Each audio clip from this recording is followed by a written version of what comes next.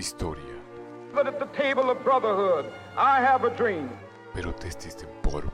Капиталисты стараются посеять и раздеть разум между рабочими расами. Democracia es la puerta abierta para el trabajo libre. Lux veritatis. We shall fight in the fields and in the streets. We shall fight in the hills. We shall never surrender. Für dich eingesetzt habe, dass ich anständig meine Zeit verwendet habe. Vitam memoriae. Que hablen bien, qué bueno. Y si hablan mal, qué bueno. La cuestión es que hablen de ti, aunque sea mal. President Kennedy died at 1 p.m. Central Standard Time. Mr. Gorbachev, tear down this wall. Magistra vitae.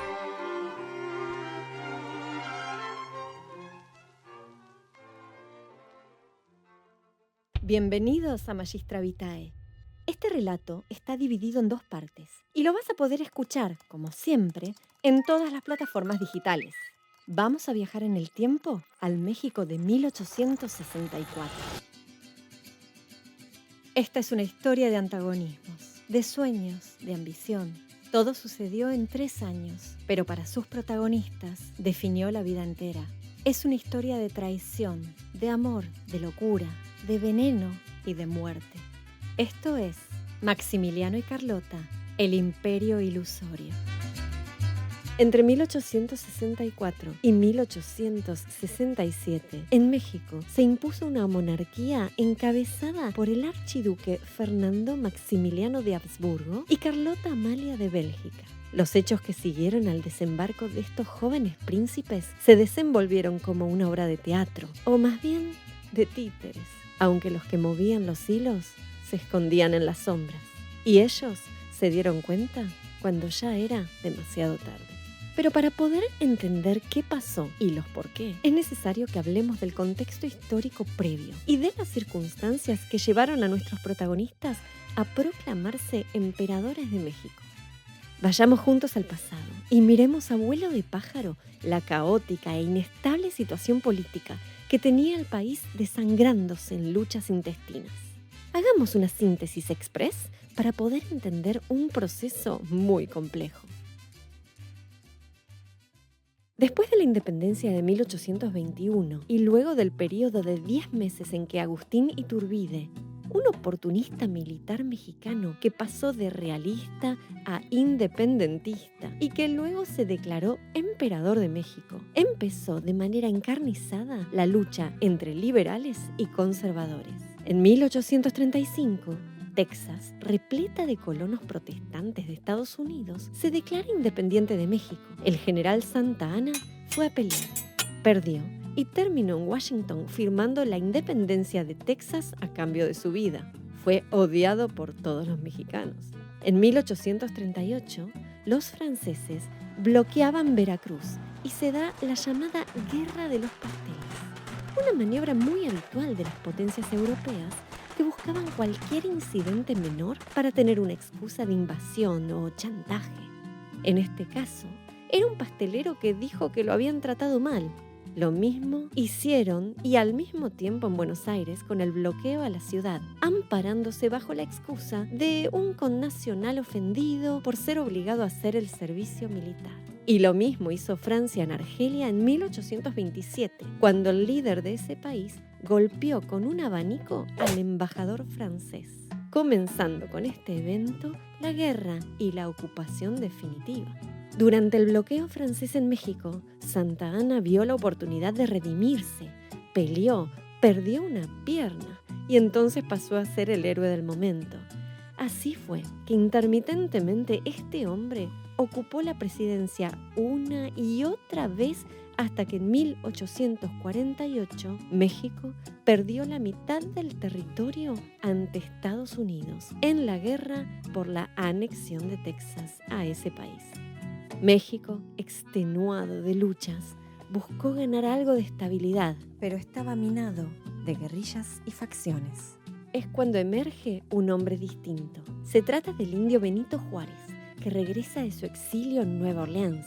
en 1857 colabora con la redacción de una nueva constitución liberal y escribe lo que se conoce como las leyes de reforma, con las que, entre otras cosas, se expropiaron los bienes de la Iglesia, generando el odio de los conservadores y el clero. Benito fue electo presidente de la Corte Suprema. Hubo un golpe de Estado y Benito terminó preso para evitar que él asumiera el mando de la nación como le correspondía a su investidura. Una vez más, como una tortilla se da vuelta, el presidente Comonfort, que lo había encarcelado y que había realizado el autogolpe, cambió de bando. Y antes de verse obligado a liberar a Benito Juárez, le dice: a todos se los llevó la chingada, Benito. Mi compadre Zuluaga me traicionó, los obispos tratan de echarme a la gente encima, los mochos no quieren saber nada de mí, los moderados ni siquiera asoman la nariz por miedo y los liberales puros solo quieren tratar contigo.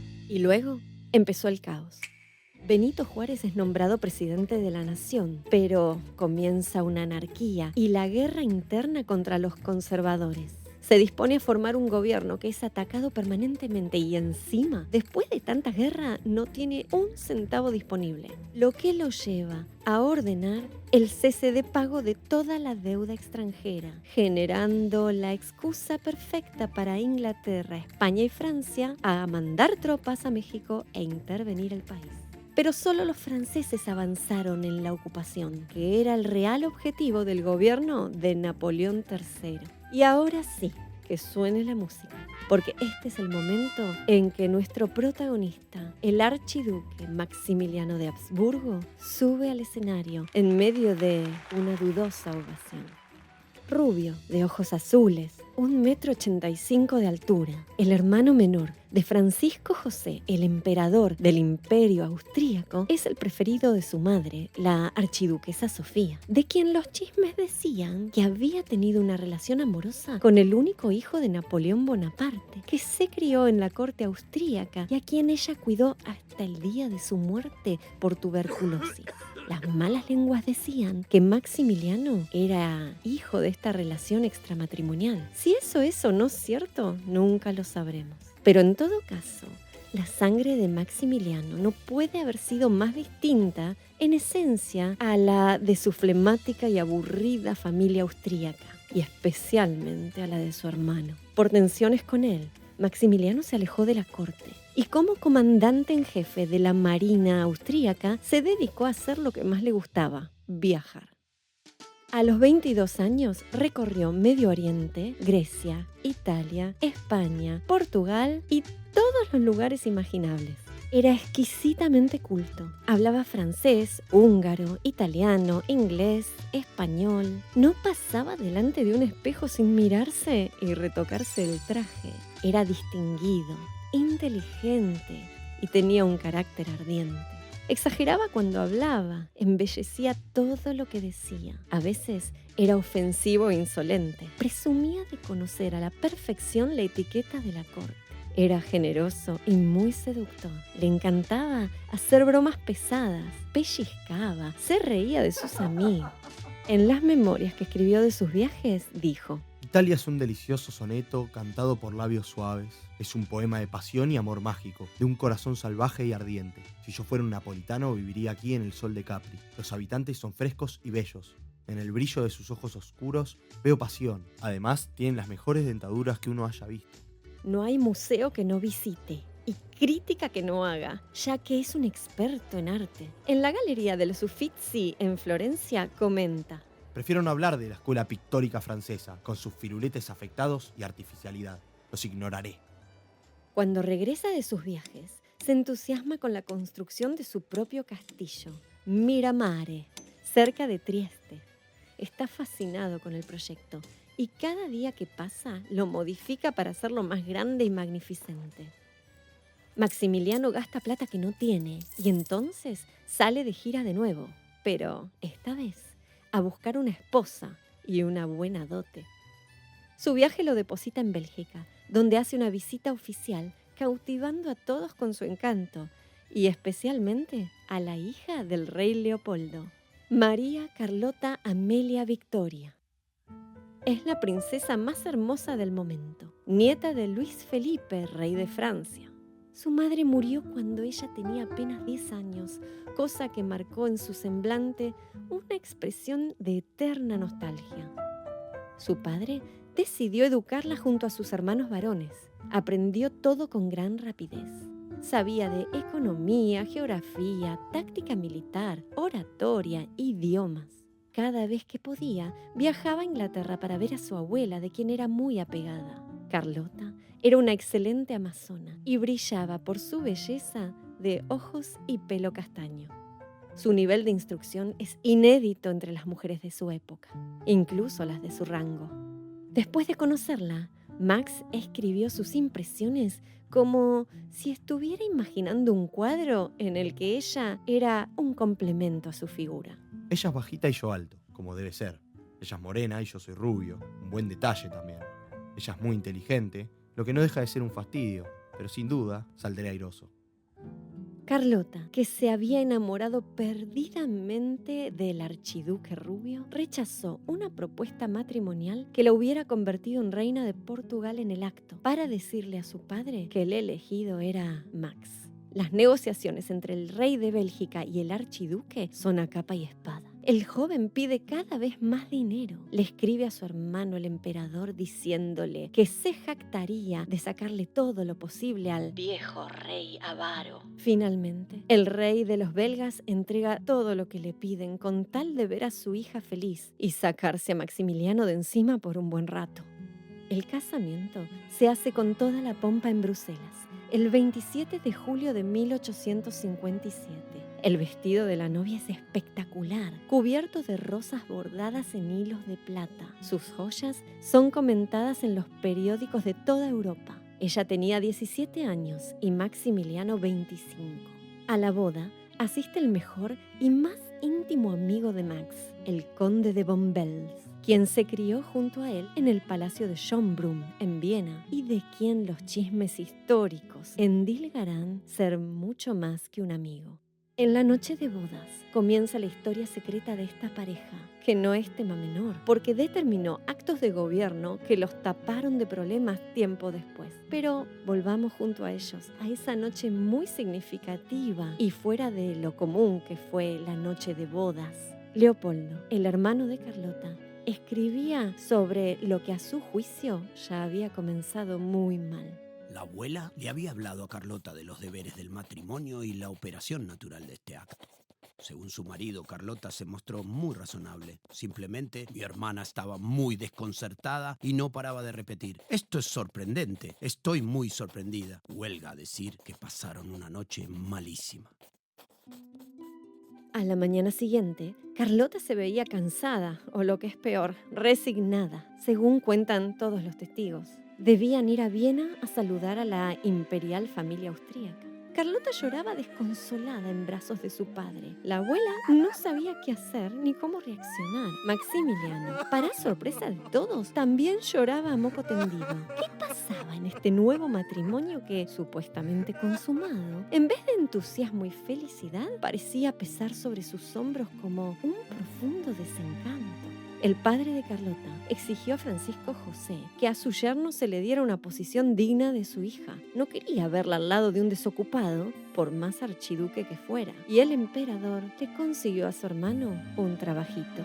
Lo nombró gobernador general de Lombardía-Venecia para complacer al rey de los belgas y a su propia madre, la emperatriz Sofía, que no paraba de presionarlo en favor de su hijo favorito. La región, en el norte de Italia, era un polvorín que siempre había estado en manos de un ocupante y que había caído en el poder de Austria después del Congreso de Viena. Austria oprimía allí con burocracia, tiranía y mezquindad a las fuerzas del nacionalismo italiano, que iba creciendo a paso firme. El rechazo a los austríacos era inmenso. En una visita a la ópera de Milán, Francisco José y su bellísima esposa, la emperatriz Sisi, tuvieron que soportar que el público se pusiera de pie para cantar al unísono el coro de los prisioneros del Nabucco de Verdi, mirándolos a la cara. Cuando Maximiliano tomó el mando, desplegó su proverbial carisma y se puso a trabajar frenéticamente para abordar todos los problemas. El resultado fue que el joven gobernador austríaco pasó de ser rechazado a ser discretamente adorado, gracias a su encanto, su afabilidad y la resolución a problemas prácticos que nadie había encarado, como la restauración de monumentos, la educación y la limpieza de los canales de Venecia. Maximiliano es obsesivo y tiene gran pasión por todo lo que hace. Las noticias que recibe de la popularidad de Max despiertan una vez más los celos de su hermano el emperador, que se dedica de aquí en más a negarle todo y a quitarle cada vez que puede una dosis de autoridad, llenando a Maximiliano de oficiales en mandos intermedios que le quitan poder. Para colmo, cuando Carlota viaja a Italia a acompañar a su marido, deslumbra a todos con su belleza y, hablando un italiano perfecto, apenas es un adolescente y posee un manejo admirable de las formas y la etiqueta. Se comporta con nobleza y tiene la palabra exacta para cada personalidad que se le presenta. Sabe perfectamente quién es quién y los deja impresionados a todos. Es seria y adelantada para su edad. Preside, inspecciona, visita e inaugura todo lo que le piden. Mientras tanto, las alianzas entre Napoleón III de Francia y Victorio Emanuel para resolver la unificación de Italia perjudican la posición de Maximiliano, que ve crecer el peligro y teme una reacción general contra los austríacos. Le pide a su hermano que le permita hacerse cargo de la totalidad del poder civil y militar. Francisco José, como te imaginas, se negó en rotundo. Es más, lo conmina a ponerse bajo las órdenes de un conde, degradándolo. Max manda a Viena una carta llena de reproches. Últimamente he ido a Milán con un auténtico sentimiento de vergüenza. Un sentimiento que me ha humillado doblemente debido a la cordialidad con la que se me ha recibido a título personal. Siento vergüenza y me callo. Aquí estoy, desterrado, como si yo fuera quien trajo la desgracia. Francisco José sigue el consejo de Maximiliano, reuniendo el poder civil y militar, pero no en sus manos, sino en las del susodicho conde. Humillado, Max dimite oficialmente. Estoy segura de que se cobró una pequeña venganza cuando el conde hizo todo mal y llevó a la derrota a las tropas austríacas en la batalla de Magenta. Francisco José tuvo que ceder la Lombardía, el primer paso hacia la unidad italiana. Aún resistía Venecia, a donde adoraban a Maximiliano. Napoleón III, tratando de aplacar los ánimos, le sugirió al emperador austríaco crear un reino en Venecia, donde Maximiliano y Carlota podrían ser soberanos. ¿Te imaginas la respuesta del celoso hermano mayor? En efecto, percibo que es necesario realizar grandes cambios. Yo los llevaré a cabo bajo mi cetro. Venecia no solo estará feliz, sino que muy satisfecha. Una vez más, se equivocaba. Max vuelve a Miramar destrozado. Se encierra y no quiere ver a nadie. Le han quitado incluso su cargo en la marina, que él mismo había creado y modernizado. No tiene nada. La derrota es personal. Se dedica a terminar su castillo. Se obsesiona con el jardín. Dilapida su fortuna. Compra con el dinero de la dote de Carlota un islote llamado La Croma, donde encuentra el paraíso soñado. Pero Max se aburre rápido de todo eso. Nació para gobernar, para la acción. Inquieto, decide viajar, lo que siempre hace cuando está desesperado. La pareja se embarca en un viaje soñado por ambos y parten con rumbo a Brasil en 1859. Hacen una escala técnica en la isla de Madeira, a donde él visita la tumba de un viejo amor, una joven princesa portuguesa que murió de tuberculosis y que él aún idealiza. Mientras a su lado, Carlota pone cara de póker. De pronto, Maximiliano se marcha con su amigo el conde de Bombels a Brasil y ella se queda en la isla durante 3 meses justificando lo raro con argumentos aún más raros. Comienza la mascarada de su vida, escribir cartas en las que le dice a todo el mundo que es feliz, que todo está bien y que es lo más normal del mundo quedarse varada en el medio del océano mientras su marido desaparece sin dar explicaciones a nadie. Al tiempo, recibe una carta de Max en la que le dice: si no tuviera mis obligaciones de marino, y si no sintiera vergüenza ante Dios, hace tiempo que habría regresado a Madeira y a ti. Y vos y yo nos estamos preguntando, ¿vergüenza de qué tiene Maximiliano? En Europa, las familias de ambos no entienden nada. Las dudas sobre esta extraña relación son miles. Ella responde enojadísima a su hermano Felipe. Me preguntas dónde estoy y qué es de mí. Yo nunca dije que iba a marcharme de Madeira. No sé por qué estás tan nervioso. No hay que hacer caso a los rumores de los periódicos. Es cierto que primitivamente el proyecto era ir a Brasil, pero por dificultades excesivas no fue posible. En cuanto a Max, creo que volverá dentro de poco. Supe que estuvo en Bahía realizando el viaje que deberíamos hacer juntos. De lo demás, no tiene sentido hablar antes de que él regrese, pues no sé hasta qué punto le complacería eso. Me pregunto, ¿qué sería lo demás que menciona Carlota? Todo es misterio. Jamás escribirá nada que clarifique la naturaleza de su vínculo con Max. Muestra una pareja ideal que vive separada. Así será siempre. Ambos envuelven en silencio y apariencias los detalles de su matrimonio. En las cartas que se intercambian con frecuencia, ya que él se aleja cada vez que puede, se tratan como auténticos enamorados. ¿Será porque saben que las cartas se interceptan, se pierden o se leen años después? El juego de las simulaciones se agudiza. Él escribe. Si estuvieras conmigo, pero solos, como en junio, para mí tan feliz que quizás fue la época más bella de mi vida. Los dos, en el silencioso palacio de Miramar, sin que nos visitaran ni visitáramos a nadie. Ese es el ideal de mi vida. Y sin embargo, nosotros sabemos que ese no era el ideal de vida de Max, sino solo palabras vacías para conformar a Carlota, que lleva ese tipo de vida a la fuerza, ya que él no se priva de ningún viaje y ella siempre se queda esperando en el palacio. Los años que siguen son poca cosa. Él se dedica a decorar, a reunirse con amigos, a gastar plata, mientras ella lee y estudia. En este punto, sucede algo a lo que te pido que prestes atención. La pareja viaja a Viena a ver a la familia y la emperatriz Sisi, su bellísima y rebelde cuñada, le pide a Max que la lleve en su barco a Corfú, en Grecia, donde ella se va a construir un palacio. Max y Sisi parten de viaje juntos. Se parecen, son espíritus libres y salvajes que no soportan el hastío de estar en la corte aburridos. Para colmo, Sisi tiene un perro enorme que de un bocado se engulle al perrito faldero de Carlota. Viendo a su mujer irse con su hermano y a Carlota llorando por el perro, Francisco José tiene un gran motivo para la bronca. Y me deja pensando, si entre Max y Sisi no sucedió algo más que todos nosotros ignoraremos por siempre. Llegamos a octubre de 1861. Nuestros protagonistas están en su castillo de Miramar, cerca de Trieste. Alguien golpea la puerta. Es el ministro de Asuntos Exteriores del Imperio Austríaco. Viene de parte del emperador. Quiere saber si Max aceptaría una corona imperial en México.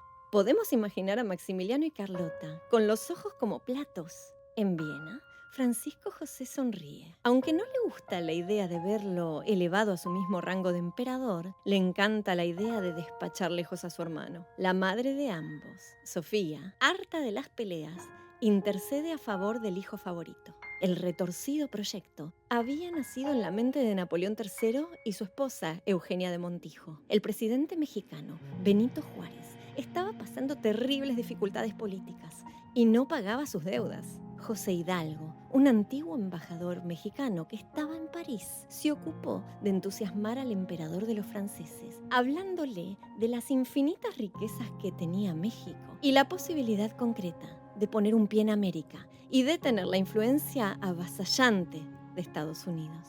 Pero a Napoleón le gustó especialmente la oportunidad de ayudar a su hermano bastardo, el duque de Morny, a cobrar el 30% de todo lo que consiguiera cobrar del enorme préstamo de 65 millones que Benito Juárez había tomado con un banquero suizo llamado Hecker, que estaba implorando su ayuda para recuperar aunque sea algo de lo prestado. Señoras y señores, el show está por comenzar.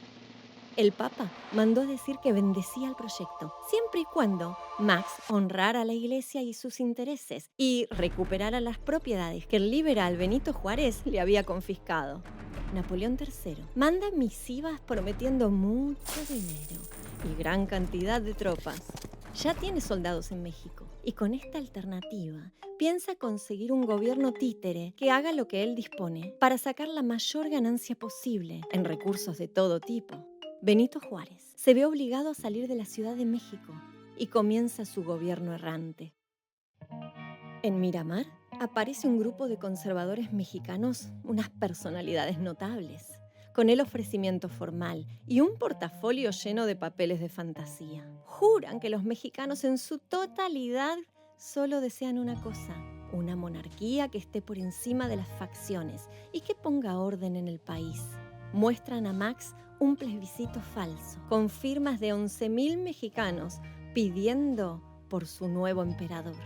Carlota escribe a Bélgica buscando opiniones y su padre le da ánimo para ser emperatriz. Su hermano Leopoldo también sueña con imperios, aunque sus ojos están puestos en África, especialmente en el Congo, donde hizo un desastre. Sin embargo, una nube negra se acerca con amenazas y advertencias.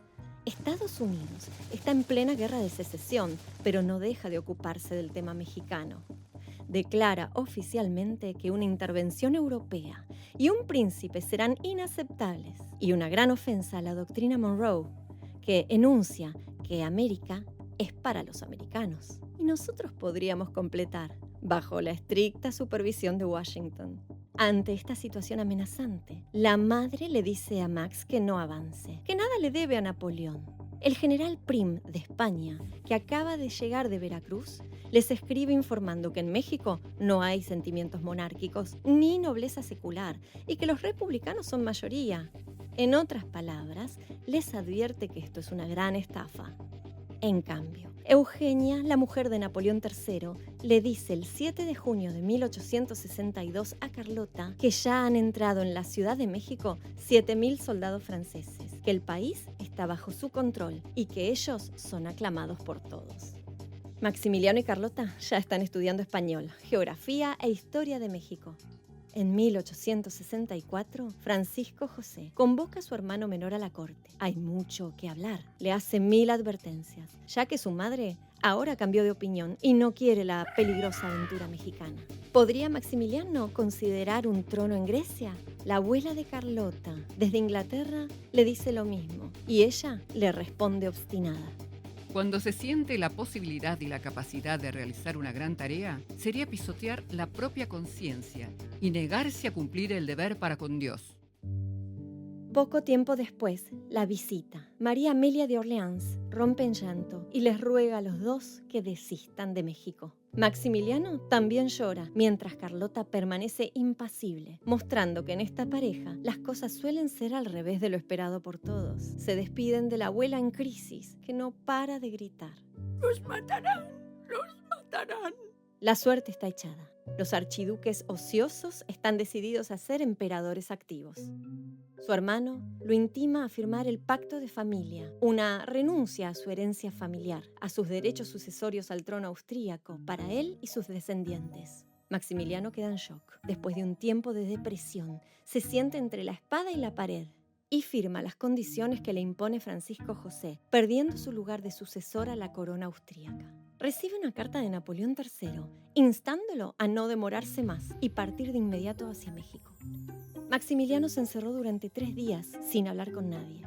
El 14 de abril de 1864, finalmente salió de su cuarto y decidió jugar a la ruleta rusa con su suerte.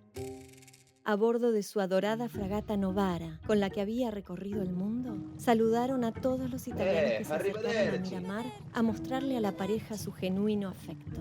Comenzaba el Segundo Imperio Mexicano y, como dice el dicho, lo que empieza mal, termina mal. El 28 de mayo vieron las costas de Veracruz. Podemos imaginarlos sintiéndose ansiosos, angustiados, inquietos. No sabían qué les esperaba una vez que bajaran del barco. ¿Y vos qué pensás? ¿Cómo crees que recibieron los mexicanos a sus nuevos emperadores? Te lo cuento en el capítulo 2 de esta intrigante historia.